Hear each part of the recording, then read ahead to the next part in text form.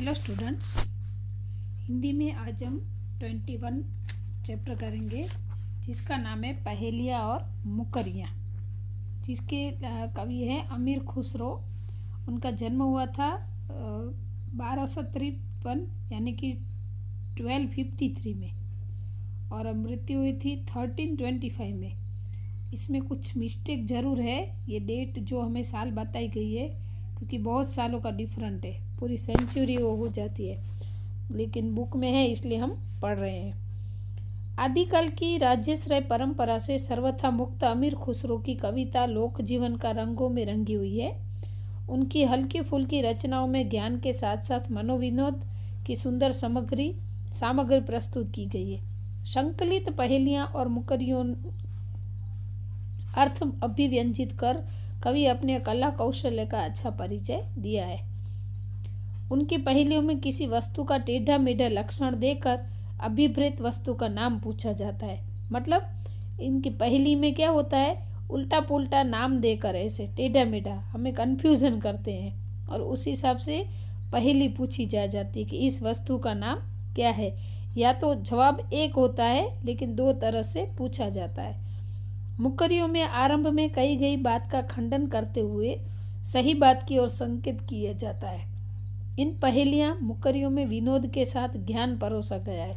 विनोद यानी कि मतलब जोक्स होता है, खुश होते हैं ना जिसमें हंसते हैं, उसको विनोद कहा जाता है। इनके द्वारा विद्यार्थियों के ज्ञान की कसौटी भी हो जाती है, साथ साथ चिंतन और जिज्ञासा भी जागृत होते हैं। मतलब ऐसे टेढ़े मेढ़े सवाल करते हैं तो हम सब सोचने लगते कि इसका आंसर क्या होगा ऐसे, तो इस हिसाब से वो सोचने की वजह से उसका ज्ञान भी, जिज्ञासा भी होती है और ज्ञान कसौटी भी हो जाती है। तो चलो हम पहले करेंगे पहेलियाँ। जूता पहना नहीं, समोसा खाया नहीं, क्यों? तो नीचे देखो उत्तर दिया है तला नहीं था। अब ये दो क्वेश्चन है, जूता पहना नहीं, समोसा खाया नहीं, क्यों? तो दोनों का आंसर सेम है, तला नहीं था। अभी देखो ये तला है, उसके दो मीनिंग होती है। तला यानी कि जूते के नीचे जो, जिसको हम गुजराती में तड़िया गुजराती में આપણે જેને કહીએ નીચેનો તળિયો એમ, तो हिंदी में इन्हें तला कहवाय। तो जूते के तला नहीं था इसलिए नहीं पहना जाता, और समोसा खाया नहीं क्योंकि वो उसको तेल में तलना यानी कि फ्राई नहीं किया था। तो ये तला का दो मीनिंग है, तो इसलिए इन दो क्वेश्चन का आंसर एक ही है, तला नहीं। जूते का तला नहीं था इसलिए नहीं पहना जाता, और समोसा तेल में तला हुआ नहीं था इसलिए नहीं खाया जाता। अनार क्यों न चखा, वजीर क्यों न रखा। अनार यानी कि दाड़म, जिसको हम दाड़म बोलते हैं, और वजीर यानी मंत्री, क्यों न रखा तो दाना न था। यहाँ पे दाने के दो मीनिंग है। अभी इसमें दाने का एक मीनिंग है जो अनार के दाने होते हैं वो, और दूसरा मीनिंग क्या होता है, दाना यानी कि बुद्धिमानी नहीं था, ऐसा कोई दमदार नहीं था जो वजीर के लायक हो ऐसा आदमी। दाना न था मतलब वो इतना बुद्धिमानी कोई नहीं था इसलिए। तो अनार क्यों न चखा क्योंकि उसमें दाने नहीं थे, और वजीर क्यों न रखा तो इसका मतलब कि कोई ऐसा दावेदार नहीं था जो बुद्धिमानी हो। दाना न था यानी कि बुद्धिमानी न था। अभी थर्ड है, रोटी जली क्यों, घोड़ा अड़ा क्यों, पान सड़ा क्यों। अब ये तीन क्वेश्चन है और तीनों का आंसर एक है, फेरा न था।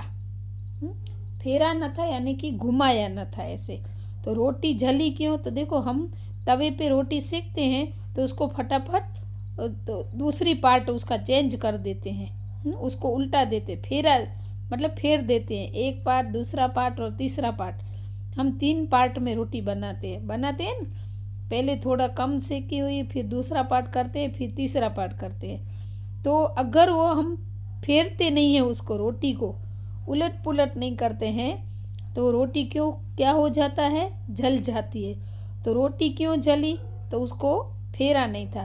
फिर घोड़ा अड़ा क्यों, देखो हम घोड़ा लेके आ जाएंगे लेकिन उसको घुमाएंगे फिराएंगे नहीं, एक ही जगह पर हम खड़ा रखें इनके तो वो अड़ जाएगा।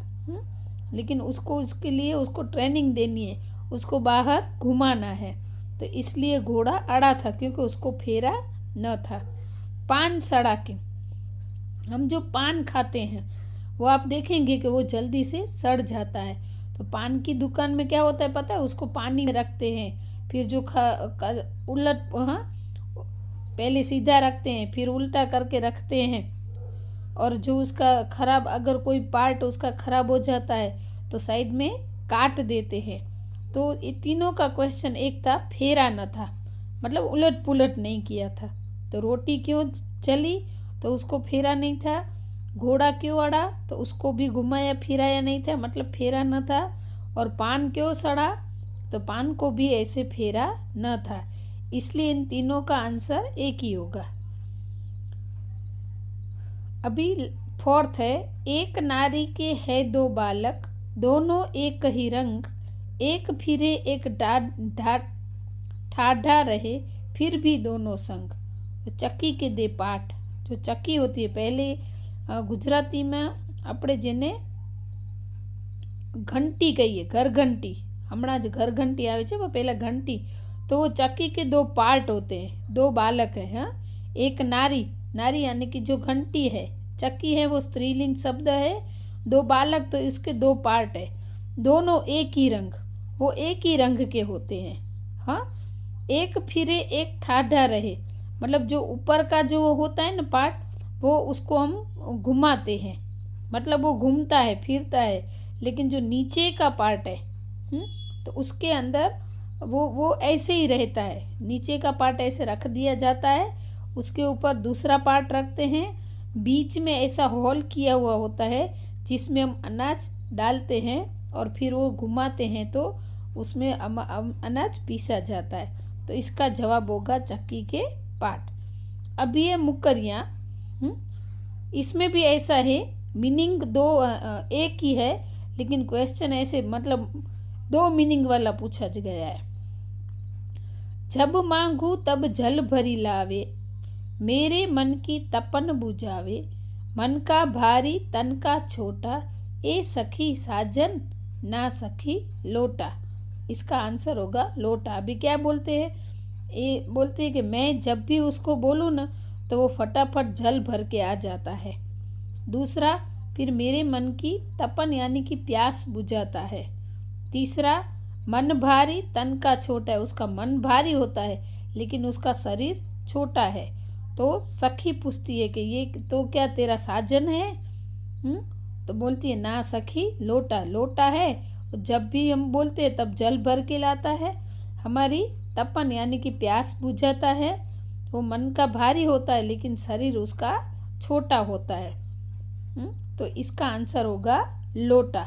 लेकिन इधर देखो साजन के बारे में पूछा है कि एक जो नई नवेली दुल्हन होती है वो अपने साजन के बारे में बातें करती है कि जब मांगू तब जल भर के लाता है, मेरे मन की प्यास बुझाता है, उसका मन भारी है तन। तो ये कटाक्ष भी मतलब ये विनोद रमुज किया है इसमें, क्या तेरा साजन है? तो कहती है नहीं साजन नहीं, ये तो लोटा है। वो आवे तो शादी होए, उस बिना दूजा और न कोई, मीठे लागे वाके बोल, ए सखी साजन ना सखी ढोल। क्या है? वो आवे तो शादी होए, मतलब अगर वो आता है ना तब शादी ही होती है, तब वो आता है। उस बिना दूजा और न कोई, मतलब उसके बिना ऐसा दूजा कोई है भी नहीं। मीठे लागे वाके बोल, मतलब उसके जो बोल है उसकी आवाज़ है वो हमें मीठी लगती है। तो वापस से उसकी सखी पूछती है कि क्या वो तेरा साजन है? तो बोलते नहीं नहीं साजन नहीं, ढोल। किसी के घर शादी होती है तो हमें पता कैसे चलता है? तो जब ढोल बजता है ना तब पता चलता है कि कोई शुभ प्रसंग है उनके घर। उसके जैसा और कोई नहीं होता है, फिर उसके बोल भी मीठे लगते हैं। तो ये इसका आंसर होगा ढोल।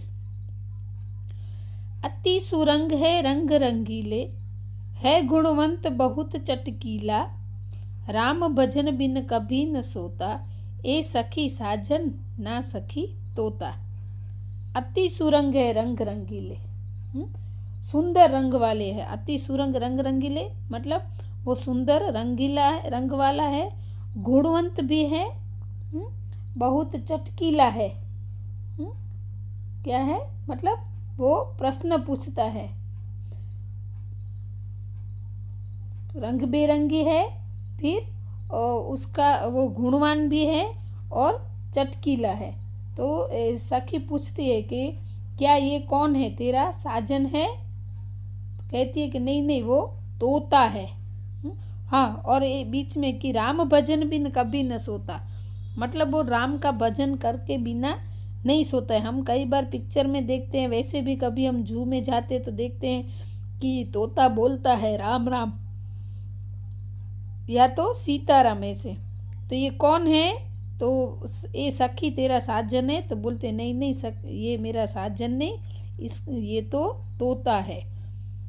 क्या होगा? सुंदर रंग बेरंगी है, गुणवंत है, चटकीला है, मीठे बोल बोलता है, सॉरी राम भजन गाता है, राम भजन के बिना कभी सोता नहीं है। तो ये कौन है?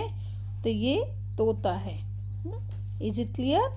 हाँ, तो यहाँ पे अभी ये पहेलियाँ और मुकरिया ये चैप्टर पूरा होता है।